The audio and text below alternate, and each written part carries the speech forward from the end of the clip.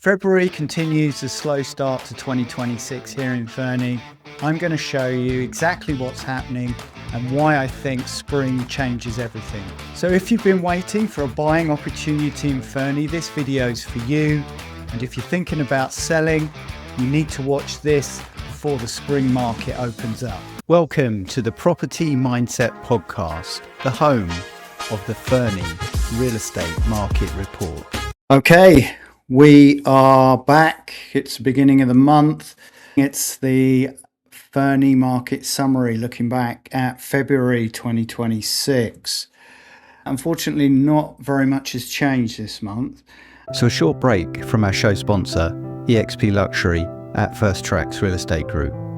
Imagine a real estate experience where your luxury property isn't just seen, but showcased, both locally and globally. eXp Luxury is about more than transactions. It's about transforming how high-end properties reach the market. With a blend of unparalleled global exposure, cutting-edge marketing strategies, and an elite network of professionals, eXp Luxury ensures your property stands out in the luxury market. Phil Gadd and the First Tracks Real Estate Group leverage his platform to elevate your listings, ensuring it reaches its full potential.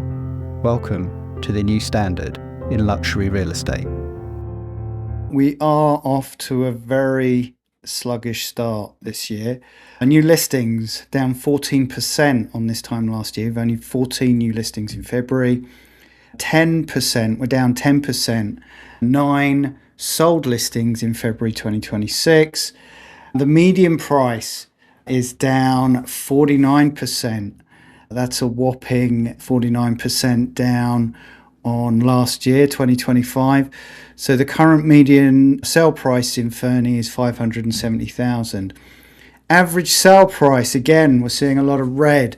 List price is down 14%, $635,044 in February 2025. And the sale price also is down.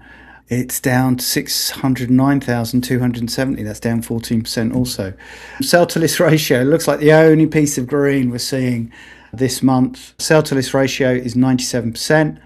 So if you sold your house in February 2026, on average, you would have got 97% of the list price. Days on market is down slightly to 92. Month supply of inventory is down 24%. At 4.32. So we are edging closer towards what's typically referred to as a seller's market, away from a balanced market. Only time will tell as we move into the spring market. Okay, so if we look back over the last 5 years on this market report, the average price is slowly creeping back up, but as you can see, we're just off to such a sluggish start that the average sale price is lowest it's been at this time of year for 5 years.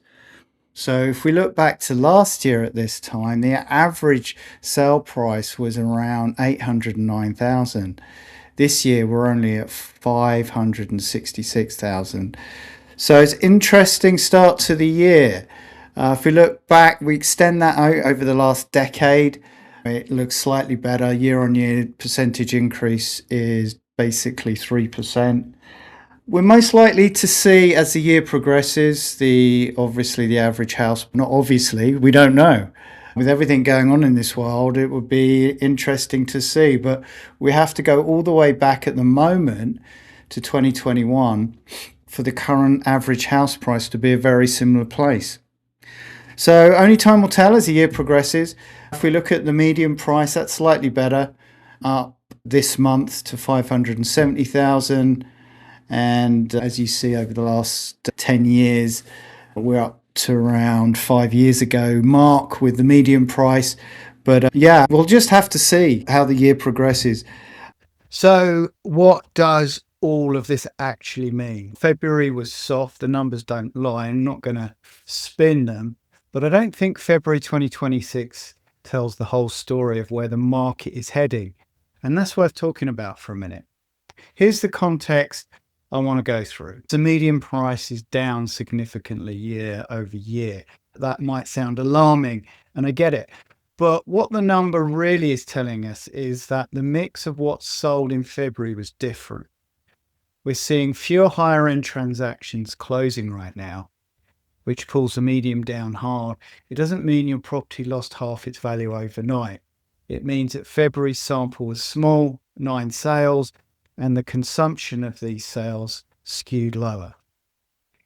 Average prices are sitting around where they were in 2021. We haven't seen this kind of affordability window in Fernie for several years.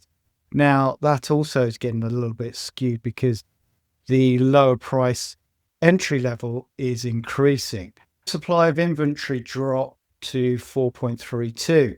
We're heading towards a seller market territory where listings are scarce and buyer demand returns, which typically does March, April, May, June.